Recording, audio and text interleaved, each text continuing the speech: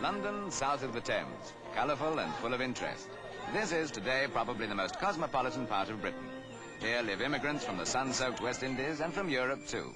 Indeed, here you can expect to meet people from many parts of the world, except perhaps the Far East. But even Japan is represented. Here in the London Judo Club thrive many of the ancient arts from the far-off land of the rising sun.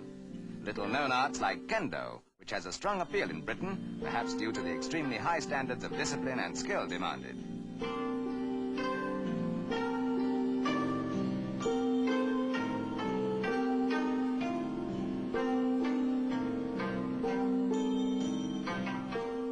Kendo is a method of fighting dating back 1,000 years. Today, instead of razor-sharp samurai swords, the opponents use bamboo fencing swords during practice. In fact, the real swords are only used by highly qualified men in the study of technique. To the kendo expert, style and movement are all important. It is also quite fascinating to watch.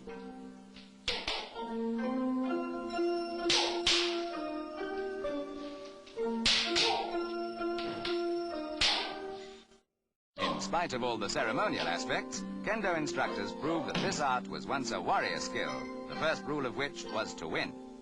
Strange though it may seem to Western eyes, this is a legitimate part of the fencing. The clothing beneath the armor is that of the samurai, the ancient knight of Japan. The trousers are wide and pleated, the jacket is heavy and tough. Round the head is a light towel used as a sweatband. The fencing armor itself comes from Japan, where it is handmade. Its cost ranges between 8 and 80 pounds.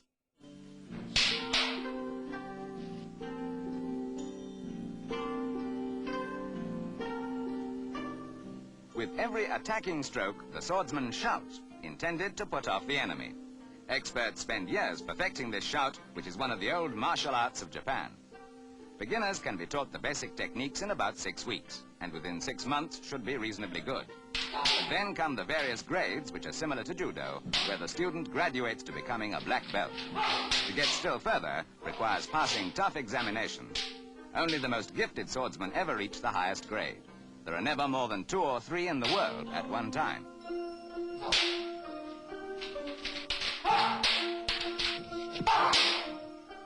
It may seem an unusual way to spend leisure, but kendo clubs are thriving in Britain.